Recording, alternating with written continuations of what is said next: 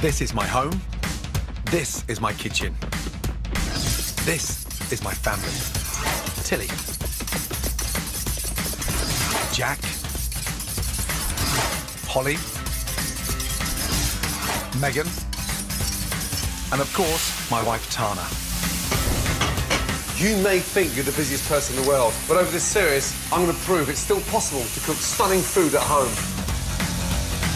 My rules are simple. Home cooking has to be easy.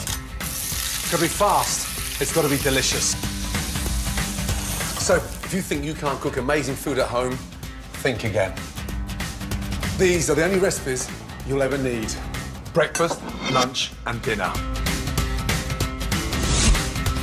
Starting out as a young chef, my biggest influence was definitely French cuisine.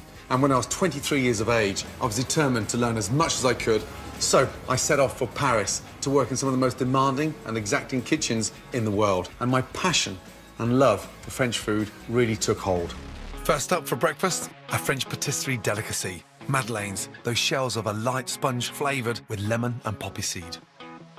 For lunch, my take on a French classic, the salad niçoise, with a gutsy caper and anchovy dressing, accompanied by a delicious pear and creamy goat cheese tartine.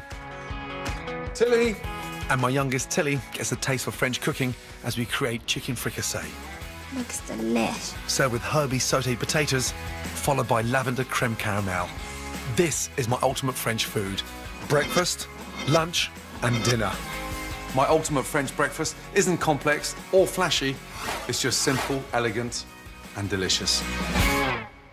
The secret to a really good madeleine is it's light, fluffy, delicious, and it's perfect with the coffee in the morning. So melt the butter gently. Next, crack 3 eggs. That was one of the most exciting things about living in Paris. There was always something there in that little pastry shop that I used to live above. Got to incorporate the sugar. And then give that a really good whisk, because it's important to incorporate some air. Now, the secret to whisking is a big, beautiful balloon whisk. The bigger the balloon whisk, the more aeration you'll get in the mixture. So, the best thing to do is just go from left to right. And then change hands every 15 or 20 seconds, so your hands never get tired. And tilt the bowl to your advantage as well. Now you can see the mixture starting to aerate. It's almost double in size.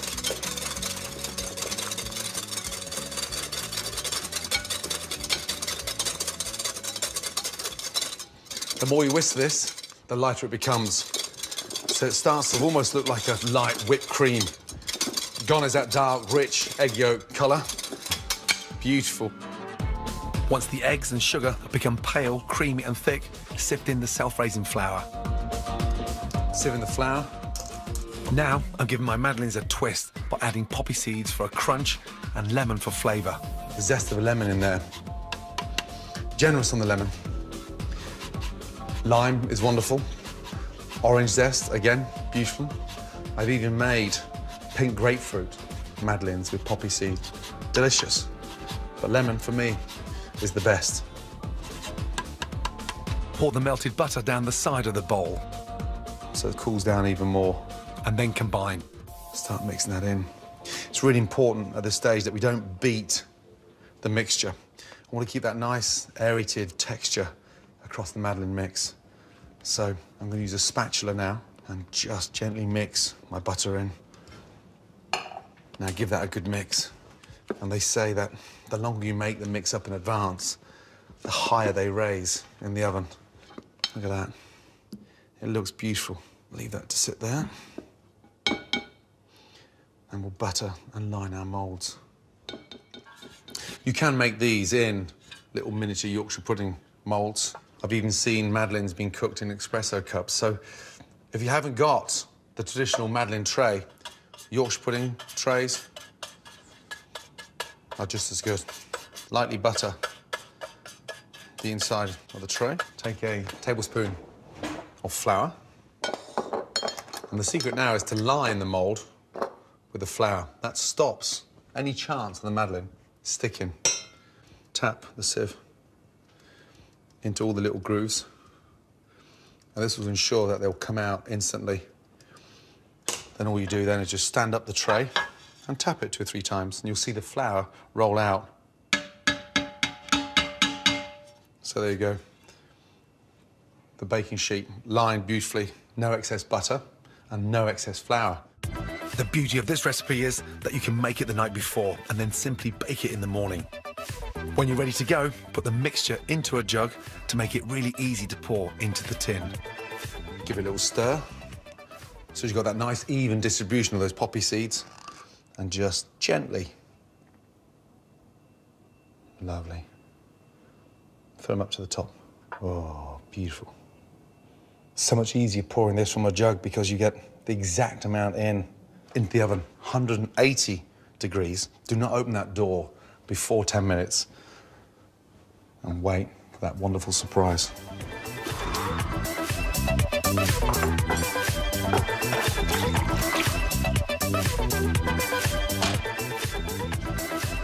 Smell amazing. Now, a little tap on the side of the tray, and this will just all pop out. Beautifully done. That smell is unique. That nice, soft, crisp outside with this lovely, fragrant, fluffy centre. And the secret of a great Madeleine, as the French would swear by it, is this lovely little mound on top. They call it the nipple, but that is the confirmation that it's perfect. My poppy and lemon madeleines are a sophisticated continental start to the day and take me straight back to Paris.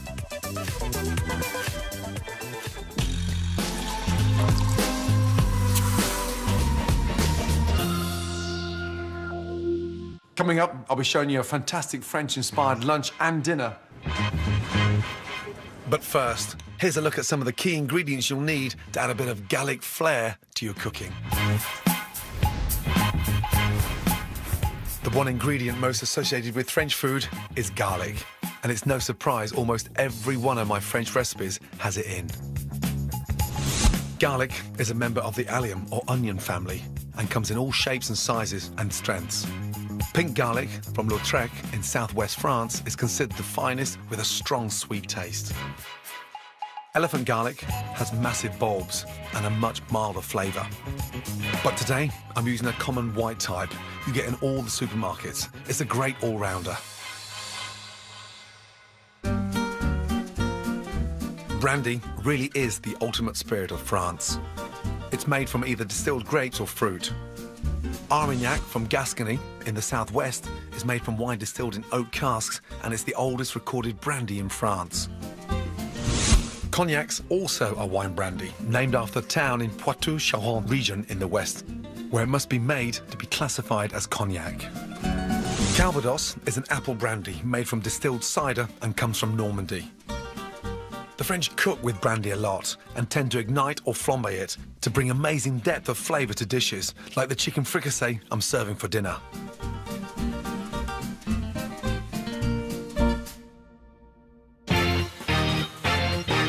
France is justifiably famous for its cheeses, and one of my favourites is goat cheese. Called chèvre in French, they produce hundreds of types, from the very mild and creamy to the strong and pungent. And because it's so delicious, the French keep most of it for themselves and only export a tiny amount. Luxurious soft goat cheese goes perfectly well with sweet pears and earthy walnuts in the open sandwich I'm making for lunch. When I was living in France, I got to know two very distinct traditions of French food. On the one hand, there was the delicious haute cuisine I cooked all day in the restaurant, and on the other hand, there was the food you ate in people's homes, which is a lot simpler to make, but still absolutely delicious. My ultimate French-inspired lunch is very light, bright, and really takes me back to when I lived in Paris. It's my take on the salad niçoise, served with a delicious goat's cheese and pear tartine. Think of the niçoise as an assembly job of delicious ingredients, brought together with a fantastic dressing. The secret behind my salad niçoise is in the dressing. Spoon Dijon mustard into a pestle and mortar. Some people top the salad with anchovies and capers, but in mine, they're the base to the dressing. We're going to grind that to a paste. And then get the garlic in there. Season well with black pepper. It doesn't need any salt in there because of the anchovies. Add a couple of tablespoons of red wine vinegar, olive oil, and lastly, flat leaf parsley to give the dressing freshness against those deep flavours. It's a thick, rich, substantial dressing. Dressing done. Now for the salad. Boiled potatoes, green beans, and eggs. From a rolling ball, 7.5 to 8 minutes. You should keep that nice, yolky, creamy texture in the centre. Once the eggs are ready, put them into cold water to stop them cooking, and this is a great trick to peel them. So much easier peeling eggs when you use the water that they've been cooling down in. And the water will seep underneath all the shell. And so the whole shell just gets peeled off with one beautiful big layer. Pop it out. Now, beans. Nice and crunchy. Season the beans and potatoes whilst they're still warm, so they absorb more flavour. A little drizzle of olive oil, salt, pepper, and just let them sit there. Whilst the potatoes and beans cool down, I'm doing a simple French open sandwich, which is called a tartine. This is delicious. First, I'm toasting baguette on the griddle. Lightly oil your griddle pan. Get your bread. Stick it on there. Take a pear. It goes brilliantly well with goat's cheese. Slice the pear into finger-width pieces. That's the colour we're looking for. That dark, crispy texture. Now for the goat's cheese. Give it a season. Doesn't need salt, because a little fresh goat's cheese is already quite salty. Then a handful of crumbled walnuts. They go under the grill whilst I put the tuna niçoise together. My secret to assembling a great niçoise salad is to start in the middle of the plate and add ingredients layer by layer. So there's one thing I'm always missing at the bottom of salads is dressing. So I like to put it on the plate first. Baby gem lettuce is great because it's robust and holds that heavy dressing. Then add firm, waxy salad potatoes and green beans. I like them to have a bit of a crunch. Canned tuna can be fantastic. I'm using a good quality one in olive oil, which has been drained. Next, baby plum tomatoes, which have a lovely, intense, sweet flavour. And then my eggs. That nice, dark, rich yolk. Beautiful. Yolk's still creamy inside. These are little olive niçoise. This will work just as well with other black olives. And then your dressing. Drizzle that round gently. Beautiful. That is a niçoise in heaven. Now, tartine. Wow. Just the smell of those grilled walnuts. That is beautiful. A simple but very elegant tuna niçoise with a delicious goat's cheese sandwich. Wonderful.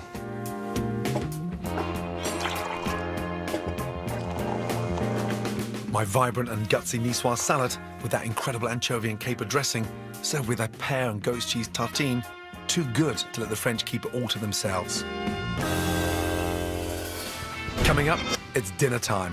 Helping me cook my ultimate French dinner is my youngest daughter, Tilly, who's dressed for the occasion. I do not want to get those little slippers caught on fire. What are their names? Ramsay and Judith. I'm sharing the wonder of cooking. How cool is that? Magical. Jack's gonna love this. Looks delicious. In general, I think it's pretty fair to say that whether they're rich or poor, the French are a nation of food obsessives. And one of the biggest lessons I absorbed when I was over there was the central importance of great ingredients. I'm not the only one in my family who loves French food. Joining me in the kitchen today is my youngest daughter, Tilly, who adores it. Made with fantastic chicken, cooked using a classic but simple French technique, this is my ultimate home-cooked French dinner. First job, my chicken fricassee. Tilly, would you mind helping Daddy with the chicken fricassee, please? We're going to start off with browning all the chicken off nicely. Pan on. Get that nice and hot. What I want you to do for me first is to season the chicken with salt and pepper, please. Thank you. So that's on one side. Then we turn the chicken over. So we season it on the other side. Salt, good girl, and pepper. Nice. Now, this is almost like a chicken stew, okay? What's that there? Thyme. Thyme. Good girl. And What's that one there? That one's rosemary. That's right, rosemary. And because this is quite a rustic French dish, we don't need to chop everything. So you get the garlic, and you just bash it like that. Now smell. Ooh. Right, so that's nice and hot. Put a tablespoon of olive oil in there, a couple of lugs. 1, 2, good girl. Put the chicken in, Doesn't spit. and you lay away.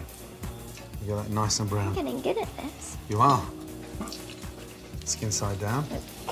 So we get the colour on the skin. Now, just want you to cut the mushrooms in half for Daddy, please. Okay, these are chestnut mushrooms. There are lots of different types of mushrooms out there. There are lots and lots of different types of mushrooms. Which one's your favourite? One of my favourites is the girole mushroom. I like mushrooms that are a bit bigger than this. And some dinners with Mum, we cut out the middle, put pesto and cheese in it, and then we bake them. Oh. So I want you to sprinkle the pancetta over the chicken, please. Good girl. Put Nice. the mushrooms in. Not yet, because I'm going to get some colour on the chicken first. Okay? And as that pancetta starts to cook down, it puts a really nice flavour on the chicken. Yeah. So we're sort of sauteing everything, okay? Right, garlic in, please. Good girl. Just throw them in. And I want you to sprinkle the mushrooms on top of that. Good girl. And then there's the rosemary. Okay, you get your fingers like that and you pull it down. You take it all off. Hold it. Put it down. Good girl. So now you've got the nice little rosemary sprigs. I want you to do the same with the thyme. Now, the thyme flower is a little bit smaller. What different flavours do they give? So the thyme is a little bit sweeter, okay? And the rosemary, a little bit more savoury. Which ones do you like? I like them both because they both give a nice flavour. Don't they? So, bay leaf in. I'd like you to put that rosemary and thyme in there, please. Lovely. Sprinkle it over. Right. I'd like you to stand back now because we're going to flambe this. I do not want to get those little slippers caught on fire. What are their names? Ramsay and Judith. Judith. Nice. OK, great. Ready? Yeah. In with the brandy. And then just tilt the pan gently. Whoa. Woo. Whoa. How cool is It's that? magical. Beautiful. A bit like a cauldron. All the cognac has been flambéed, so there's no raw alcohol anywhere. So we've got a really nice, deep, rich flavour. I'm going to add my chicken stock. You know, Rumpel likes that. Not my slipper Rumpel. Rumpel the dog. Ah, Rumpel the dog. Well, he likes chicken stock. Yes, when he's a good boy, he gets it in his with his biscuit. It's gone in like, wow, really quickly. Simmer and reduce the stock for around 10 minutes. Now, we're going to cook the most amazing potatoes. Sauté potatoes are really simple to make and absolutely delicious. Start by slicing the potatoes into finger-width pieces. Then parboil them for 5 to 6 minutes. When you cook something like rosemary or thyme or basil, does it slowly let off the flavour into the pot or...? Very much so. In a hot pan, add a tablespoon of goose fat and sauté the potatoes until they turn golden. And add in shallots, garlic, rosemary and thyme. That goes in, over top. And that goose fat now is starting to fry the potatoes. You just leave that sat there. To complete my ultimate French dinner, my version of a classic, a glorious lavender creme caramel for dessert. The first job is the lavender sugar. You can buy this ready-made or simply add dried edible sprigs of lavender to caster sugar and store. You can also try this trick with vanilla pods and cinnamon to bring new subtle flavours to sweets and baking.